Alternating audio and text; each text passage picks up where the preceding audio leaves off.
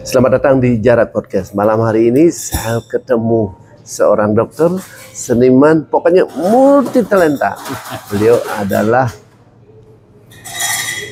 seseorang yang dipuji-puji sama Semeton Bali dan memiliki kekayaan intelektual. Nanti beliau yang mengenalkan diri. Ya, saya panggil beliau adalah Dr. Bagus, direktur rumah sakit, pelukis, penyanyi. Mari kita dengarkan. Sebelum saya tanya-tanya, saya sapa dulu Semeton se-Nusantara. Om Swastiastu. Om Swastiastu, Pak Putu. Assalamualaikum warahmatullahi wabarakatuh. Waalaikumsalam. Salam sejahtera bagi kita semua. Namo Buddhaya. Pak Dokter, Ya. apa kabar? Waduh, baik Pak Putu. Itu ngapain bawa kertas itu? Ini kan dari Pak Putu mendadak nelpon dari Pantai Nyanyi, janjian ke Kopi Bali. Sudah sampai di Sanur, rasanya pingin ngoret-ngoret lah. Sekalian Pak Putu bisa melihat ya goresan-goresan ringan saya. Begini. Jadi saya nggak bawa alat, cuman kebetulan yang beli ini saya lagi coba tinta Cina. Sebentar, karena banyaknya netizen menanyakan, coba tanyakan sebenarnya Dokter Bagus ini seorang dokter, pelukis, penyanyi atau apa, dan gaulnya dari jenderal sampai kopral, nggak tahu lah. Gimana sih ceritanya, sejarah awal? Gimana tuh? Terima kasih pemirsa podcastnya Pak Putu ini. Iya, Jarat Podcast. Jarat Podcast, saya ikuti terus dari awal-awal. Dari Pak Putu belum menjadi anggota dewan. Luar biasa ini. Tadinya saya berpikir podcast ini apa sih gitu. Ternyata sekarang menjadi semacam trendsetter. Trends ya untuk. Jadi saya memang dilahirkan dari mungkin keluarga seni ya Pak ya. Jadi saya 62 tahun yang lalu tepatnya. 62 tahun yang lalu. Aduh. 62 tahun. Saya sebenarnya kalau dibilang salah jurusan sih enggak ya Pak ya. Memang dulu hobi saya itu dari kecil suka melukis, suka menggambar. Kalau sudah SD, prakarya mata pelajaran menggambar itu paling saya sukai. Kadang-kadang guru SD yang mengajarkan gambar itu malah saya bisa kalahkan lah gitu. Tidak tahu gimana. Nah kemudian cita-cita memang dari dulu arsitek, Pak. Arsitek. Ya, dan saya sempat ikut testing di Bandung, di ITB Seni Rupa. Terus? Kemudian arsitek Parayangan Bandung. Karena ngikutin jejak kakak. Kakak sudah duluan di Bandung. Saya berangkat ke Bandung. Saya testing di sana duluan. Karena di sana dulu ITB itu masuk wilayah proyek Perintis 1 PP1. Keren. Ya. Sedangkan Udayana PP3. Iya. Nah, sampai di sana saya testing. Saya yakin dapat karena waktu itu ujiannya yang terakhir itu adalah menggambar. Saya membuat cangkir alam benda sekitarnya di situ. Saya gambar. Tiba-tiba dosen pengujinya dia lihat, wah bagus ini, dari mana? Dari Bali. Oh, orang Bali memang pintar-pintar gambar katanya. Oh, belum tentu. Nah, terus akhirnya ya sudah.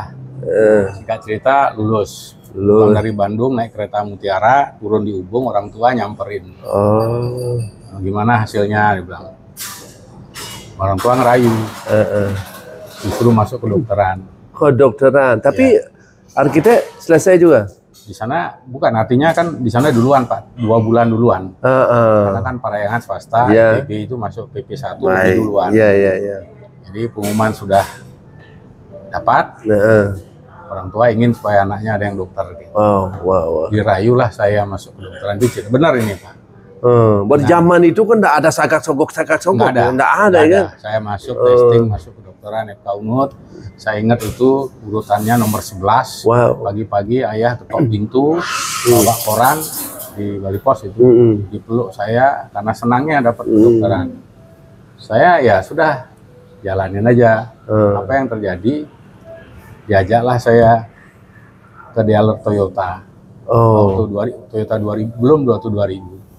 Untuk beli mobil Corolla DX yang lampu 2 itu mata 2 tahun 80. Itulah riwayat saya. Jadi saking senangnya orang tua, ya udah saya akhirnya teruskan. Wow. Namun demikian dari semester 1 ketika ospek saya terlambat masuk, dipanggil sama senat, panggil siapa, kumpul di depan, disuruh nulis, suruh bikin laporan. Saya saking takutnya nulis Pak, dalam buku kertas yang double folio itu, dikumpulkan, dipanggil, siapa namanya, Dir Bagus Darmayaso, ke depan saya. Ini benar kamu punya tulisan? Benar. Coba nulis lagi namamu, tulis. Saya dengar senat-senatnya udah bisik-bisik, sajan ya, meluluung tulisannya. Gitu ya. Di sanalah saya ikut jadi pengurus senat dari semester 1. Bagian apa? Bagian dekorasi. Jadi saya dikenal oleh teman-teman senior saya maupun junior saya, terbagus ini bagian dekorasi. Jadi kalau udah ada seminar, spanduk pasti saya bikin. Termasuk bikin Pak? Ijazah tamat dokter. Jadi misalnya ada senior saya yang sudah tamat, ijazah itu masih tulisan tangan. Zaman itu tuh kayak tulis halus tulis ini. Jadi sekretariat FK-nya itu menyuruh saya nulis. Diupah waktu itu harga kalau nggak salah masih sekitar berapa lah gitu. Tapi sudah dari murid sudah diupah gitu ya? Upah. Jadi setiap dokter tamat, di atas saya tuh harus dokter dibikin. putu gini-gini, saya nulis itu. Wow. Jadi sebelum saya nulis piagam tuh saya tulis dulu percobaan dulu terapennya itu. Jadi saya udah banyak punya ijazah dokter percobaan. Nah kalau sekarang kan ijazah dokternya beda. Iya. Jadi itu pengalaman saya. Jadi cari duitnya dari sana. Kemudian di mahasiswa juga begitu Pak. Saya mahasiswa udah bikin konser, bikin rally, pokoknya banyak dikenal saya. Cari duit, jadi mahasiswa udah, katakanlah dokter muda udah di rumah. Iya. Karena begini, karena kadang-kadang di YouTube lihat nyanyi, lukis sudah pasti, dan direktur rumah sakit. Ya, itu orang bertanya-tanya, mengalir saja. Kalau menyanyi memang hobi. Saya dulu pernah punya vokal grup namanya Happy Children, terkenal juara 1 vokal grup Bali. Di Bali, Happy Children. Saya bisa mengalahkan vokal grupnya Hendrik ini orang Ambon yang mempunyai vokal grup. Hendrik Darwin itu terkenal. Jadi teman-teman zaman saya itu Harley Angels Band, Full of Seed, itu semua teman-teman saya. Jadi ratingnya itu yang istilahnya 80-an lah. Jadi kalau klasik disco tuh klasik disco 80-an. Baik. Kalau zaman Pak Putu masuk STP, kita ke diskotik. Jadi diskotiknya bukan house musik Pak. Jadi diskotiknya yang klasik disco. Iya. Lanjut, ya akhirnya saya melanjutkan sekolah kedokteran. Ya sudah jalanin. Selesai tahun 87. 86, 87. Kalau dokter sudah orang pada tahu, Dokter Bagus Darmayaso, semua orang tahu, pejabat-pejabat sudah tahu lah, dan rendah hati terkenalnya itu. Nah ini yang tertarik dibahas oleh netizen tuh, pelukis dan lukisannya, alirannya itu adalah saya realistis. Belajar dari semua jenis lukisan Pak. Gimana modelnya itu? Jadi apa yang saya lihat saya ikuti coba. Saya nggak punya istilahnya. Ini sebenarnya lagi mencari identitas. Saya lagi coba dengan model istilahnya abstrak. Tapi abstrak yang bisa dilihat. Kalau abstrak yang nggak bisa, ini saya nggak bisa menikmati gitu Pak. Gitu. Terus kalau melukis objeknya umpamanya manusia bagaimana? Itu harus pakai skala Pak. Gitu. Ya, jadi pakai skala karena harus sebetulnya anatominya biar harus jelas. Tunggu sebentar, karena di Budo ada pelukis terkenal, aliran expression namanya Antonio Blanco almarhum. Itu kalau anaknya Mario itu teman saya Pak. Baik. Mario itu teman saya. Berarti Pak Dokter aliran lukisannya ini adalah realistis. Kalau saya dibilang realistik ya, surrealis ya gitu Pak. Jadi biar ada aja lah pokoknya. Bagi saya itu melukis itu di usia sekarang ini ceritanya lebih aktif tuh ketika saya jadi direktur rumah sakit jiwa Bangli Pak tahun 2014. Saya 3 tahun di sana. Ketika di sana saya sudah selesai memeriksa katakanlah misalkan tugas-tugas yang itu kosong waktu melukis. Dan setiap hari saya lihat Pak Dokter itu melukis karena postingnya setiap hari ada lukisannya. Ya gitulah kira-kira Pak. Berarti jadi Pak, semua mengalir aja Pak. Jadi saya apapun yang saya lakukan bagi saya itu adalah semacam hiburan lah gitu. Gitu. Menyanyi juga hiburan itu ya. Menyanyi bagi saya hiburan. Olahraga paru-paru. Sama juga Pak, paru-paru Pak. Karena itu juga penting untuk kesehatan Pak. Gitu. Terus kalau menangani pasien-pasien di rumah sakit, sekarang direktur rumah sakit Puri Raharja. Sekarang direktur rumah sakit Puri Raharja. Dulu saya direktur rumah sakit jiwa Bangli. Bangli kan sebelumnya 2014 2017. Pada saat masih menjadi direktur rumah sakit jiwa, Pemprov Bali akan membuat rumah sakit Bali Mandara. Saya jujur aja, saya sudah berpikir cukuplah di situ aja mengabdi, karena saya berpikir Pak Putu, di lubuk hati orang gangguan jiwa itu juga Tuhan bersemayam. Tuhan punya gitu ceritanya Pak. Nah, makanya saya nggak terlalu ikut lah. Tiba-tiba Pak Gubernur waktu itu Pak Mangku Pasiko minta semua harus ikut tes. Saya ingat sekali 26 Mei saya dikirimin surat. Ikut asesmen lah. Asesmen, fit and proper. 27 saya testing. Saya nggak ada persiapan. 27 diwawancara, 28 wawancara, 29 tes MPPI di Polda. MPPI itu kan namanya tes psikologi tes. Betul. Jadi saya hampir sempurna sekali karena pekerjaan MPPI itu hampir setiap hari saya laksanakan di Rumah Sakit Jiwa Bangli. Soalnya kalau misalnya ada garis mau dijadikan apa, titik jadi apa. Jadi semua sudah biasa lah. Baik. Tanggal 7 Juni 2000 jam 10 pagi 2016 saya ditelepon ajudan Gubernur harus datang ke kantor. Sama saya ingat tuh di perjalanan saya ditelepon hari Rabu, baju putih celana hitam. Di dalam tuh sudah ada Pak Mangku Pasiko, Pak Adi Wiryatama, Kepala Dinas Kesehatan, Kepala Bapeda. Begitu saya masuk, Pak Mangku Pasiko bilang, "Dok, keren, I'm trust you." Saya bingung nih, udah nggak usah ragu, I'm trust you. Keren ini, sambil nyabatin tangan, itu benar nih Pak, apa adanya, saya hafal banget, karena memang saya nggak buat-buat. Saya masih berdiri nih, masih pegang tas. Ketok pintu nih, mejanya Pak Mangku kan Pak besar kali ya Pak. Boleh tanya beliau. Dia salamin saya. Udahlah, saya percaya dokter bagus. Katanya ragu lah. Saya diam aja. Nggih Pak, kan coba kan. Udah atur waktu. Mau pagi dulu di Bangli, mau di sini terserah. Itu ceritanya. Berarti 2 job waktu itu ya? 2 job, tapi gaji 1 Pak. Gaji 1, kan nggak boleh digaji 2. Namanya mengabdi kepada negara kan nggak boleh gaji 2. Singkat cerita, malam ya, saya datang ke sini, mulai orang menggali-gali, saya ajak istri, ngajak anak 2. Saya cari tempat kira-kira yang paling angker, yang gelap. Ternyata ada di pojok ke barat, di sanalah ada pohon. Saya bawa ke Jati, Pak. Dari peletaan batu pertama, Pak Dokter mengikuti. Sampai di demo. Demo, ya. Jadi malam itu yang sembahyang, yang udah takut sekali nih, ada ular semak-semak, ada belan botol. Akhirnya kami duduk bersama istri, bersama anak 2. Anak saya laki-laki, kebetulan 2 dokter, sekarang sedang mengikuti pendidikan bedah. Begitu selesai sembahyang, hanya sebuah pejatian nih Pak, building lah. Jam 9 malam kira-kira itu. Selesai saya sembahyang, kira-kira setengah jam, anak yang nomor 1 kerawahan Pak. Di situ? Saya diam aja nih. Saya pikir berantem nih berdua, ternyata enggak, kakaknya kerawahan. Terus diam kan gitulah. Pegang-pegang, lalu tersadar, bilanglah bahwa itu yang punya. Kita di Bali kan memang harus percaya begitu. Nah, terus ya saya mulailah besoknya mulai kerja, dan kursi di depan ini sebagai bukti setiap hari saya nongkrong di sini. Di Kopi Bali House ini ya. Kopi Bali House. Yang ngantor ini lah semua. Berarti oke. Boleh tanya Pak. Ya.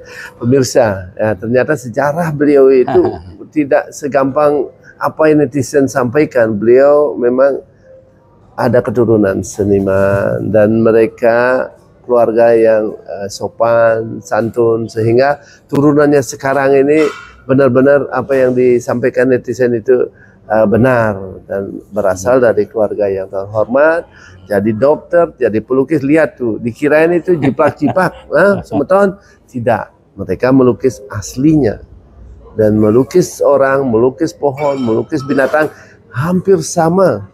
Orang pada nggak mengira itu adalah lukisan. Mari kita lihat nanti hasilnya seperti apa. karena beliau ini gaulnya itu aset yang paling mahal kata beliau itu adalah teman. Ya. Saya tanya Pak saya Dokter, pertama berusaha untuk menabung kebaikan Pak. menabung kebaikan, mencari teman. Karena umur sudah cukup gini, ya tentunya juga membuat karma yang baik lah. Karma yang baik untuk diri maupun untuk keluarga kecil saya. Mudah-mudahan dengan saya bisa memberikan hiburan, baik dalam bentuk lukisan, baik dalam bentuk nyanyi, paling tidak memberikan. Saya tidak memilih orang Pak. Iya, bergaulnya. Dan tidak pencitraan. Mohon maaf. Iya. Dan saya sudah paham itu. Saya kalau teman dari orang kecil Pak, di desa, termasuk saya sekarang sejak 2007 jadi Bendesa Purwola Pak. Bendesa karena awalnya itu ya saya memperbaiki kuburan Pak. Betul. Ibu saya masih di bawah. Tiba-tiba ada semacam vibrasi, tiba-tiba harus ingin memperbaiki kuburan itu Pak. Itu baik. Pak Dokter kan sudah bercerita itu semua ya.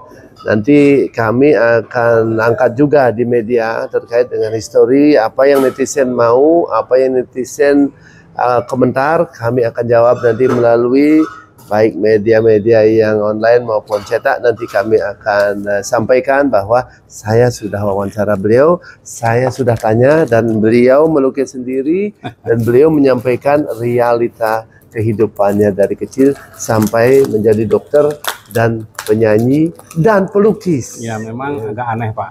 Saya sempat dulu aktif di otomotif. Jadi waktu itu karena sering waktu mahasiswa menjadi event organizer dari musik. Saya belajar dari Taman Husin, dari musik ini Pak, Leo Kristi, Gomblo, Frankie, anak-anak bengkel muda Surabaya. Jadi dari sana saya belajar. Terus suatu kali dapat dihubungi oleh dari Jarum, kebetulan Helmi Sungkar datang. Dia mencari orang mitra kerja untuk menyelenggarakan kegiatan slalom tes Jarum, super slalom tes. Singkat cerita, saya di request sama Jarum. Nah, nyambung Pak, Rifat Sungkar masih kecil. Baik. Singkat cerita, saya baru tahu apa sih IMI itu. Oh ternyata IMI itu begini. Akhirnya saya beralih ke IMI. Iya. Ya, ada harapan lagi masyarakat Bali, semoga beliau itu dijadikan orang yang dinas nanti di International Hospital karena beliaulah satu-satunya yang saya lihat dari penampilan intelektualnya. Wah, pokoknya saya berharap beliau duduk di sana menjadi salah satu pimpinan di International Hospital. Pak Menteri BUMN, ya deputinya mohon dilihat. Ya, beliau Dr. Bagus Darmayasa cerdas dan memiliki segudang pengalaman dalam memimpin rumah sakit. Semoga didengar kata-kata ini kepada beliau dan kami akan teks ke beliau supaya menjadi catatan untuk dijadikan pimpinan di Rumah Sakit Internasional. Ini melukis apa ini? Ini mungkin apa ya Pak? Mungkin bunga sakura kali Pak ya? Bunga sakura. Mungkin apa namanya Pak? Karena ini cat air memang agak sulit Pak. Memang pernah punya pacar Jepang Pak Dokter? Enggak Pak. Jadi gitu. Senang aja lukisan ini Pak. Oh, ini bunga sakura itu adanya di bulan April di Jepang. Betul, Pak. Ya. Betul Pak. Jadi mungkin dengan apa namanya? Ini maaf serba darurat nih, pinjam-pinjam nih. Enggak apa-apa, karena kita mau realita, investigasi, dan kenyataannya seperti apa. Apakah lukisannya dicetak, difotokopi, atau gimana? Real. Ya. Dan real lukisannya itu dilukis oleh seorang Dr. Bagus Darmayasa. Beliau kelahiran Kelungkung, dan beliau tokoh masyarakat yang didengar oleh masyarakatnya. Makanya para caleg-caleg kemarin mencari beliau, tapi beliau itu di tengah-tengah ya, memberikan nasihat, berbuatlah kepada masyarakat gitu. Itu beliau. Nanti kita lihat hasilnya seperti apa. Terus sekarang udah punya cucu, Dok? Sudah Pak. Cucu ya. Dari anak pertama, kebetulan anak laki-laki. Yang pertama pendidikannya di bedah umum. Oh, dokter juga. Dokter. Aduh. Yang nomor 2 adiknya laki juga, pendidikannya di bedah saraf. Dokter juga. Alah. Jadi ya Sungkara dia mau mengikuti jejak orang tuanya, tapi juga sama Pak, hobinya ya beda. Oh. Yang nomor 1 senang desain, ya udah usaha kecil-kecilan Pak, sablon, jual beli motor. Pokoknya namanya usaha. Ya. Beda lah dengan Pak Putu. Saya ini hanya apa sih, enggak ada. Untuk mengisi ini Pak, apa namanya, semacam kebutuhan mereka lah. Sudah berumah tangga, terus adiknya juga apa namanya Pak Putu di bedah saraf, dia suka nyanyi, cuman karena sekolahnya agak ketat, jadi jarang dia ini. Gitu Pak. Jadi ya inilah Pak, hidup ini harus dibuat mengalir saja Pak, kayak Pak Putu gitu Pak. Siap. Dan gitu. Dengan beberapa goresan jadi karya seni. Iya, Pak. Karena karya seni ini tidak semua orang bisa. Ya sudah, kayaknya sudah itu ya. Kira-kira sebentar Pak, ini satu lagi kayaknya belum lengkap ya. Jadi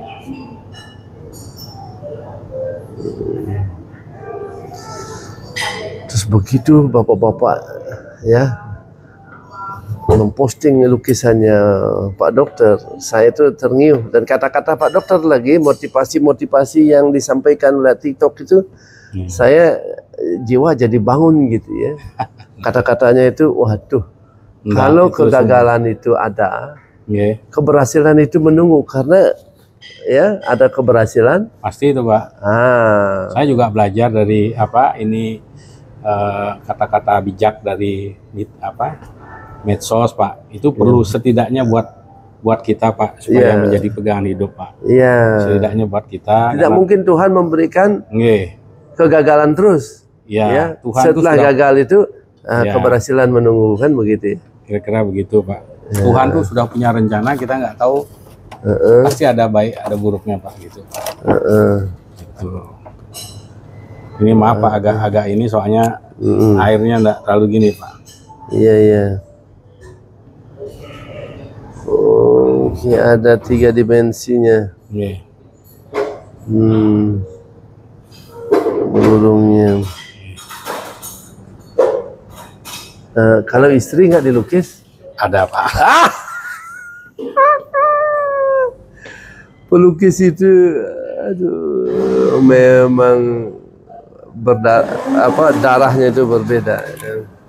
Jarak podcast Pak ya? Jarak podcast, ya, thank you. Kira-kira begitu Pak. Oke, ini hasilnya. Apakah ini kopian? Enggak kopian. Ini asli dari karya Dr. Bagus Darmayasa.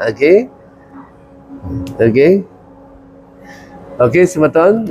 Terima kasih Pak Dokter. Bila mana ada tutur kami, saya selaku pembawa acara salah, baik sengaja maupun tidak sengaja, dari Jarak Podcast meminta maaf yang sebesar-besarnya. Yang akhiri dengan Agung Pramusanti.